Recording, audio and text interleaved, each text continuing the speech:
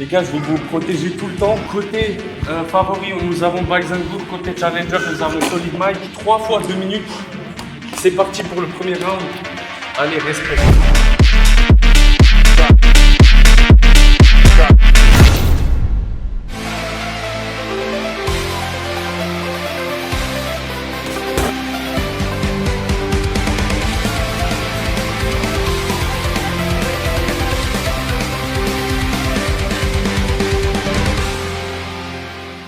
Plus de nouvelles de Doumbé. Bah, j'ai vu qu'il a signé au PFL, Ouais. donc c'est une organisation qui est bien, tu vois. Après, moi, personnellement, en vrai, tu sais, il y a eu des, entre guillemets, des trucs comme quoi on allait combattre et tout, mais moi, j'aime bien ce type, tu vois, qui apporte bien au MMA français. Donc j'espérais le voir à l'UFC, mais bon, après, il est parti au PFL et on va voir ce qu'il va faire là-bas, tu vois. Mais là, pour l'instant, vu le chemin qu'il a pris et vu moi le chemin que je vise, c'est pas pour tout de suite, quoi. Ouais, du coup, pas d'animosité envers lui, Ah non, pas mais du pour l'amour du combat, t'aimerais bien. tout. Ouais, c'est ça. Ok. Ce serait un beau combat. Ouais, je pense aussi. Et puis, il y aurait beaucoup d'engouement autour de ce combat. Hein. Bien Perso, sûr. je serais le premier à acheter ma place et venir le voir. Ouais, ouais, je pense que ce serait une belle salle remplie, tu vois. Ouais, sûr. Ouais, Sûr à 100%. 100%.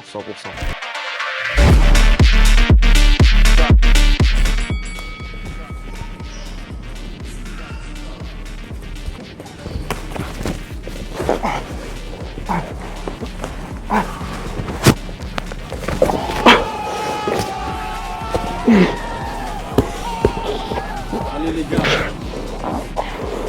Allez, les gars. Il reste 1 minute 30, c'est rien. Sors-toi de là, la Mike. Sors-toi de là. Sors-toi de là, sors-toi de là. Pousse son dos, pousse son dos. Gros, je suis pas confiant. C'est un truc de fou. Les squats. Stop, les gars, on va vous golder. Il reste 40 secondes, on reprend. Allez, gros, je gagne pas du temps, gros. Les gens, ils veulent voir du spectacle. 30 secondes. Ça va? Ouais. Mike. Allez, Mike, le jab. On voit le jab. Plus que 10 secondes. Stop. Wouah. Ah, trop chaud. La reste permet de bien vivre, même avec peu de combats, bon salaire. Alors l'ARES, moi je trouve en tout cas, tu sais moi j'ai fait des combats avant l'ARES, donc l'ARES personnellement je trouve qu'il paye bien. Moi perso j'ai réussi à avoir les bonus sur mes 2 derniers combats, donc là ça m'a mis vraiment bien. Mais sinon, je pense pas que tu peux en vivre comme si tu étais un mec qui travaillait, Ouais. mais ça peut t'aider, ouais. C'est de l'argent dont tu mérites ou tu vises plus. Non, je vise beaucoup plus haut. Ouais. Je vise beaucoup plus haut. Et je trouve même que dans le MMA, même en arrivant à l'UFC, on gagne pas vraiment ce qu'on mérite. Quand tu vois que des mecs qui sont considérés comme, entre guillemets, l'homme le plus fort du monde, ils gagnent pas tant que ça, ils gagnent moins que des rappeurs, tu vois. Je trouve Ouais. ça injuste. Ouais. En parlant de ça, est-ce qu'il y a des mecs qui sont morts à cause de. Du MMA. Dans la cage, genre? Alors, je crois qu'il n'y a jamais eu de mort par rapport à un coup, quoi. Mais il y a déjà eu des morts par rapport au cutting. Ah ouais? Ouais, il y a déjà eu des morts par rapport au cutting. Il y a déjà eu des morts par après, tu sais, par exemple, ils ont pris trop de coups ou ils en ont pris un mauvais. Et par après, ça a eu des séquelles qui ont fait qu'ils sont morts. Mais à ma connaissance, il n'y a jamais eu d'un mec qui s'est pris une droite et qui est Qui est mort. tombé. Il y a qu'en boxe anglaise que ça arrive souvent. Alors en boxe anglaise, Ça fait peur d'ailleurs. Pour moi, la boxe anglaise, tu vois, c'est pourtant Mhm.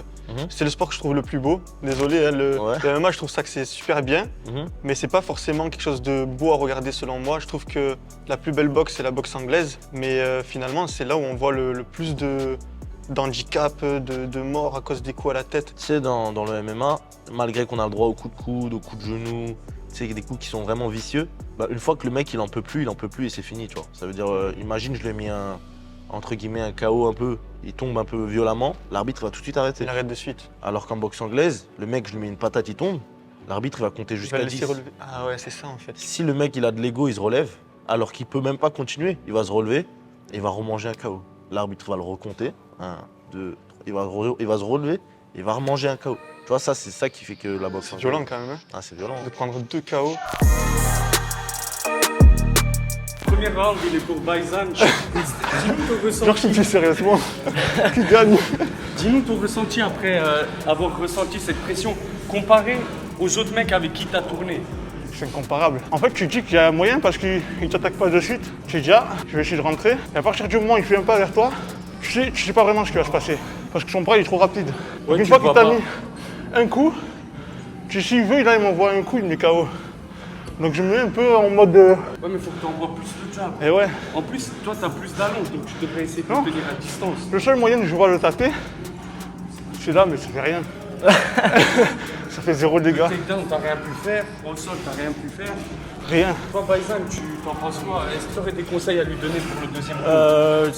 Moi, ce que je trouve, t'as merdé un peu, c'est quand je t'ai emmené au sol.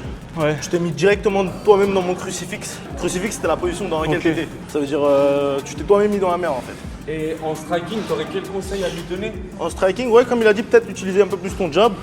Le low kick, c'était bien. Ouais. Peut-être essayer de garder un peu plus la distance vu que t'es plus grand. Ouais. Me laisse pas trop m'approcher. C'est de bouger, tu vois. Moi, en fait, ce qui me tue, c'est que moi, je connais son jab. Il est invisible, en fait. T'as pas le temps. pas à le voir venir. Boum, tu te le prends, tu te le prends.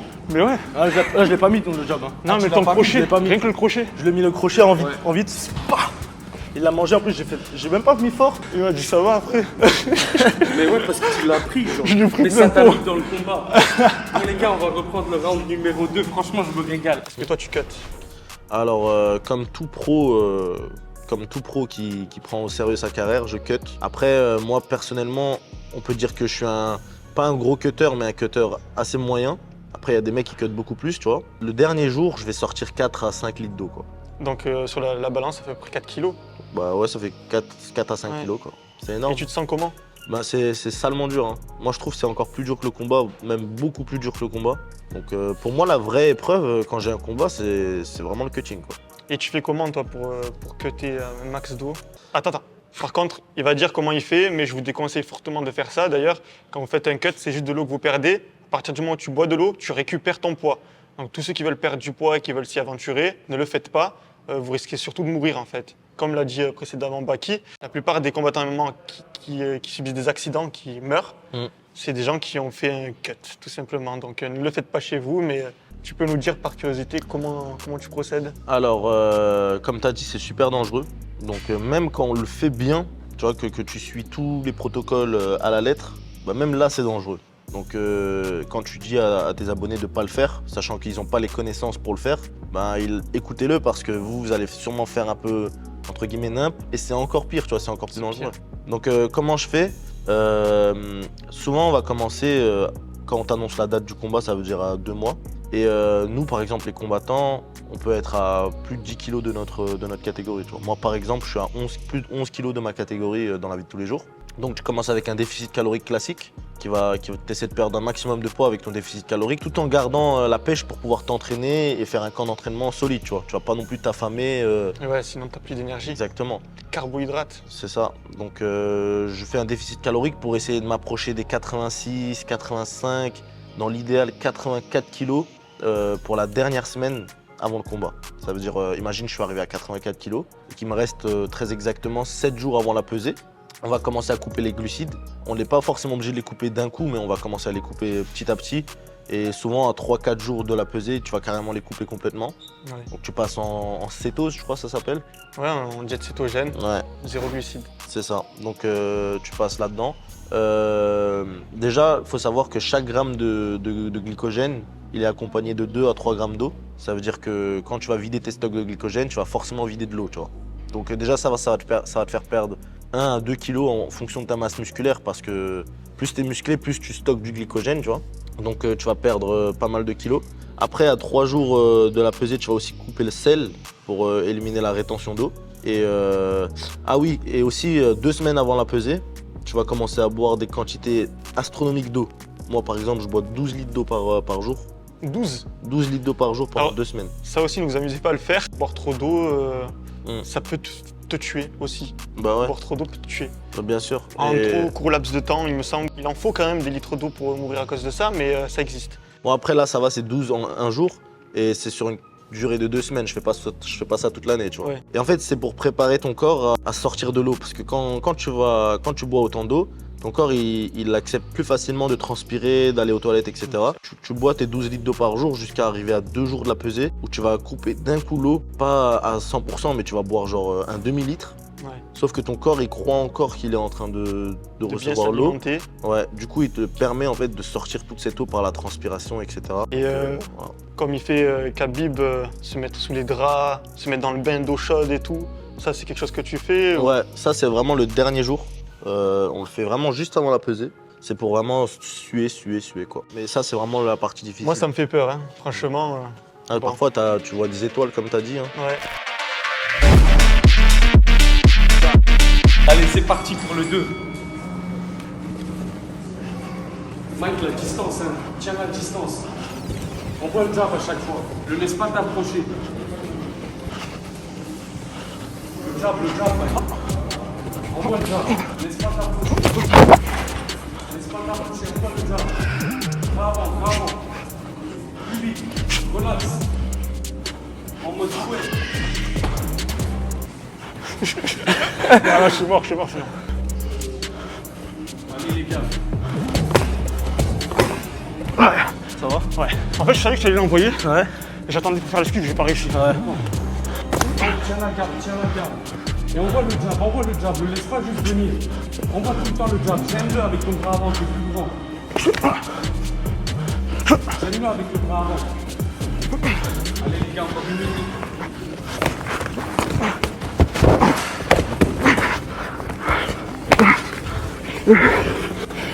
Soignez votre crucifix.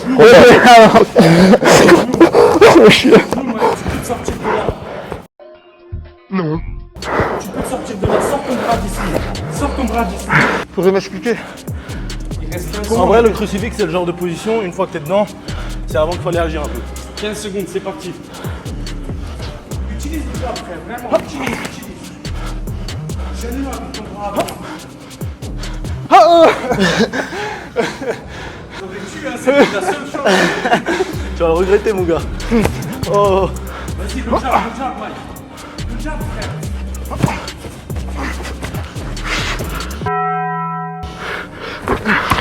Stop. Fin du round. Faut vraiment que tu utilises ton jab. Faut vraiment que je le batte. Faut moins que tu Faut moins que tu le touches une fois, frère. Il y en a un qui veut savoir quel est ton but dans la vie à côté du MMA. Est-ce que tu as pour but de te marier, avoir des enfants Alors moi j'ai des objectifs que je garde un peu pour moi. Mais sinon sur cette partie-là, ouais, avoir une famille, avoir des enfants, tout ça, bien sûr ça fait partie des objectifs. Mais pour l'instant je suis concentré sur le MMA. Parce qu'en fait le MMA ça me permet d'atteindre un objectif très précis que je garde pour moi. Ouais, c'est vrai que c'est plus concret alors que finalement l'amour, les relations, c'est un peu... Ça dépend d'une autre personne que toi, Ouais, bien finalement. sûr, bien sûr. Donc c'est un peu incertain et c'est vrai qu'on Bah, n'a pas grand intérêt ça- finalement à se consacrer à 100% à ça. C'est ça, ça peut être frustrant. Tes efforts, ils peuvent ne pas payer, tu vois. Ça veut dire, imagine, il y a quelqu'un qui te plaît de ouf. Tu sais, nous, dans la vie, surtout nous les hommes, on est habitués à charbonner pour quelque chose. Ouais. Et là, tu vois, tu peux charbonner Ça dans le marche vent. pas comme ça. Exactement. Là, c'est pas en mode tu charbonnes, t'as. Ouais, bien sûr. Ouais. Et donc, autant charbonner, surtout quand tu as un peu cette mentalité-là, de vouloir travailler pour quelque chose. S'il y a quelque chose qui te plaît et que tu as cette mentalité à vouloir te tuer à la tâche, bah, autant le faire pour quelque chose où se tuer à la tâche vaut le coup. Par exemple, le MMA. Tu vois ce que je veux dire Il y a ou pas Kylian qui a sorti une métaphore pas mal. Il disait quand un vase est fissuré, ça sert à rien de mettre de l'eau dedans. Ouais, Tu attends que le vase soit réparé et ensuite mets de l'eau dedans. bien sûr. Et en bien fait, sûr. il s'en servait pour dire est-ce que tu vas t'investir dans une personne qui sait pas ce qu'il veut. Ouais. Ouais, il a tout C'est- dit. Il a tout Voilà, dit. franchement, sa métaphore, elle était bien, et Ouais, elle elle a bien est- expliqué. C'est vrai. Mais je suis assez d'accord avec lui, il y a des domaines dans lesquels mettre de l'énergie ne sert pas à grand chose. C'est pour ça même qu'on va- contre-productif, tu vois. Vous voyez les gars là, vous avez un exemple. C'est que la muscu, ça sert à rien. Ça sert à Bah après, il fait pas de la muscu à la base pour se faire de la baston, tu vois. Ouais, c'est vrai. Et les gars, arrêtez la muscu, commencez tous le MMA. Parce que vous allez rien faire du tout. Que faut-il pour être meilleur que toi? Je pense qu'il faut s'entraîner plus que moi. Il faut avoir un meilleur mental que moi. En début de round, ce qui est bien, c'est qu'au moins là, tu bougeais. C'est-à-dire, je devais te cadrer. Et ce que je faisais quand je te cadrais, je sais pas si t'as ressenti, c'est que je faisais en sorte que tu puisses pas trop t'échapper. C'est vraiment si t'as forcé à courir à un moment. Ouais. Ouais, Donc, j'étais obligé. ça, c'est bien parce que ça fait gagner du temps. Il faut que tu utilises ce temps à ton profit. Mettre des coups en attendant, pendant que tu bouges, des petits pouf, pouf, pouf. C'est ce qu'Adesanya, il fait beaucoup, tu vois. Bon allez les gars, on va reprendre le dernier round. Mais frère, Il me parle comme si j'avais une chance. Enfoiré. Ouais, mais au moins, tu peux faire un peu galérer. Ouais, c'est vrai. Tu penses que Francis bat Jones? Moi, je pense pas. Moi, je pense que Jones est meilleur. Je pense que s'il y avait un combat, Jones gagnerait. Après, Francis, il a toujours cette patate. Il suffirait qu'une bonne soit placée, sachant qu'ils vont faire un combat pour la ceinture, ça veut dire que ce serait 25 minutes. Sur 25 minutes, si Francis, il en a une qui passe bien, il gagne le combat. Après, vraiment, si le combat, il doit se passer, entre guillemets, comme on dit, comme sur papier, je pense que John Jones gagnerait. Ton avis aussi, Mhm. même si je suis plutôt pour Francis, parce que j'ai vu le combat contre Cyril Gane. Mhm. En fait, à la base, j'étais trop derrière Cyril et tout. Je disais, ouais, il va gagner et tout. Je voulais y croire pour que ça se réalise, tu vois. Moi, je suis un peu Ouais. dans cette mentalité. Ouais. Et quand j'ai vu le combat, en fait, je me suis dit, John Jones est imbattable. Ah Je ouais. me suis dit qu'il était impossible à battre. Non, il est Genre pas même- impossible à battre. Même si toi, moi et Tarzan, on va sur lui, on perd aussi. Ah ouais, t'es sûr? Là, il est pas imbattable, il est pas imbattable. Non, en vrai, après, il faut se dire, c'est un poids lourd quand même. Ouais. Donc déjà, même si on s'y mettait à 3, ce serait en tout cas pas facile. Si je fais un combat avec John Jones, je dis pas que je le gagnerais, mais je pense pas non plus que je le laisserais entre guillemets me fumer, tu vois. Donc Ouais. ça veut dire, moi je vois pas un humain qui me fume facilement comme ça, tu vois. Donc si j'arrive à faire un combat ne serait-ce que équilibré avec lui et que vous deux vous arrivez à foutre la merde entre temps, Genre, on regarde nos chaussures, on lui met des cris. ouais voilà, on peut Ça gagner. peut le faire, On peut vas-y. gagner. À 10 000 likes, le combat contre John Jones. C'est bon. Vas-y, c'est parti, round 3. Allez, les gars. Mike, le jab. Et la garde, hein, oublie pas la garde. Oublie pas la garde.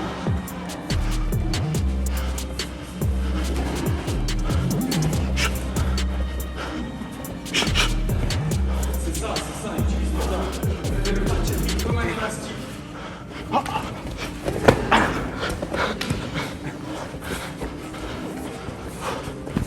Mike, fin, jab, crochet.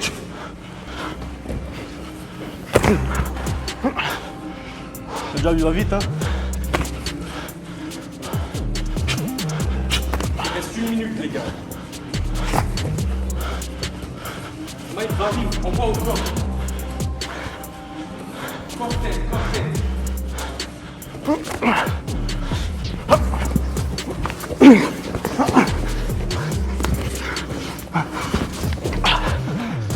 It was at this moment Jackson knew he fucked up. Eh merde.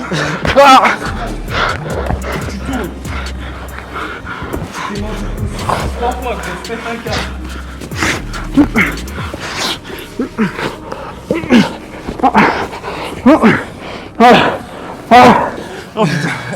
Heureusement que tu vas pas faire à droite. Elle sortait la bulle à l'époque. Tu penses quoi du délire mal alpha? Alors moi je tombe souvent sur TikTok ou sur YouTube sur des vidéos comme ça, je trouve que c'est intéressant. Les délires de Red Pill aussi, je trouve que c'est intéressant. Après, il y en a qui abusent, tu vois. Il y en a qui abusent et qui... Tu vois, c'est comme tout en fait. À partir du moment où on voit que des gens ils kiffent, ils essaient de commercialiser ça. Donc ils font des vidéos un peu putaclic et tout, en mode si tu fais ça, nanana, nanana. Je trouve que c'est un peu des conneries. Mais le fond c'est bien, tu vois. Le fond c'est bien. Si tu veux vraiment me parler en gros mal alpha, le vrai terme ce serait quoi? Ce serait un mal dominant par rapport aux autres En hommes? fait, c'est plus le délire mal alpha, tout ce que ça englobe sur les réseaux sociaux, mais en réalité, le mal alpha, c'est un terme qui est employé chez les loups. Ouais, C'est les meutes de loups, t'as le mal alpha c'est ça. qui domine le groupe et qui dirige son groupe, c'est le leader en gros. Ok, ouais. Et en fait, ça a été retranscrit chez les humains. Il faut être un mal alpha, il faut être le mal dominant. T'es un homme, tu sais que tu dois faire tes preuves parce que personne va te kiffer pour tes beaux yeux en gros. Il faut que tu te dépasses constamment. Le vrai délire, mal alpha, pour motiver les hommes à redevenir entre guillemets, des vrais hommes, je trouve que c'est beau, tu vois. Oui, ça c'est bien, je suis d'accord. Je suis d'accord, on Les mecs qui disent... doit rester fort, on doit c'est ça. rester psychologiquement stable, on doit... Friendly fight. Bien joué. Merci. Putain. Bien joué, Bison. Ça fait peur, hein. Nous sommes donc à 9-0. Mike, bien joué, frère.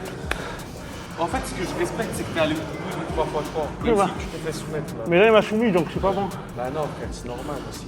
Moi, ce que Après- j'aime bien là, c'est que tu vois la diff de ce que c'est de tourner avec lui. Ah ouais, tu la vois. Hein. Après, ça fait peur pour toi-même. On va dans la rue et on réunit au hasard 1000 mecs. Je pense que je vais faire partie du top 10, Ouais, tu vois. c'est ça. Mais là, Et il est au top combien? Top mondial, frère. En fait, le problème, c'est qu'il a un fight IQ de ouf. Ouais. C'est qu'il voit tout ce que tu fais. L'intelligence du combat. Quand tu as commencé, toi, tu voyais direct les failles ou tu Non. ne connais pas trop, tu y allais. Non, le fight IQ il se développe avec le temps. Parce qu'en fait, avant que ton fight IQ il se développe, il faut d'abord comprendre ce qui se fait. Genre, qu'est-ce qui marche, qu'est-ce qui marche pas. Est-ce que mettre un jab dans cette situation ça marche? Est-ce que mettre un crochet du droit dans cette situation ça marche? Est-ce que c'est pas dangereux pour moi? Une fois que tu as ces connaissances, tu peux choisir les moments où tu vas les appliquer. Et c'est ça qu'on appelle le fight IQ. Un gars qui a un timing excellent et qui connaît le moment propice pour descendre dans les jambes, s'il ne sait pas descendre dans les jambes, il va se manger un KO. Tu vois ce que je veux dire? Peu importe son fight IQ. Je pense que le fight IQ, c'est vraiment ce moment où tu arrives à trouver ton. faille. Ouais, c'est ça, là où ta connaissance et ton intelligence Sont alignés. voilà, s'alignent. C'est là qu'on peut développer un vrai fight IQ. Tu vois. Quand tu as commencé le MMA, même contre un débutant, tu n'as pas l'impression d'être tout nu parce que tu as tellement d'opportunités que tu sais pas quoi faire. Tu vois ce que je veux dire? Et ben là, en fait, j'ai redécouvert la même sensation que quand tu débutes, que tu te retrouves face à un adversaire et tu vois absolument aucun moyen de l'attaquer. Il y a Ouais, trop c'est ça. de possibilités de ce qui peut arriver en face, de ce que toi tu peux faire et t'es perdu. C'est ça en fait. C'est exactement ça. Toi, là, Baisan, pour le cas Solid Mike, tu dirais que c'est quoi son avantage principal sur lequel il devrait Travailler. utiliser à fond? Alors déjà, toi tu as une allonge, donc tu pourrais théoriquement avoir un jab qui touche de très loin. Le problème c'est que ton jab, tu fais des préactions de fou furieux. Ça veut dire qu'à chaque fois, je sais pas si t'as vu, mais tu m'as jamais touché avec ton jab. Ouais. Et à chaque fois, ça faisait ce truc-là. Envoie-moi ton jab. Ça, il y avait un petit recul qui Il y avait un empêchait petit recul de ma part. Ouais. Mais c'est parce qu'en fait, toi tu fais ça avant d'envoyer ton jab. Et ce petit mouvement que tu fais avant, Trop scolaire peut-être, on m'a appris à faire le... en fait, tellement tu montes avant pour chercher vite, Ouais. ce petit truc avant, il te trahit. Alors que moi, mon jab, il part comme ça. Boum, direct dans le nez. Boum. Faut pas vrai qu'il y a forcément pas de- dire boum. tu vois.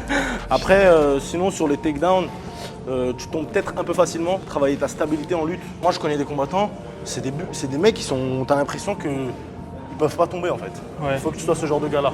Faut que j'apprenne ça. Une On fois va que t'auras apprendre ça tout de développé suite contre Tarzan. Tu veux tourner avec moi? Ouais, vas-y. Ouais. Ouais. Tu veux mes gants ou tu veux mettre d'autres gants? Ouais, je peux t'aider. Ces gants, ils seront déjà familiers à sa tête.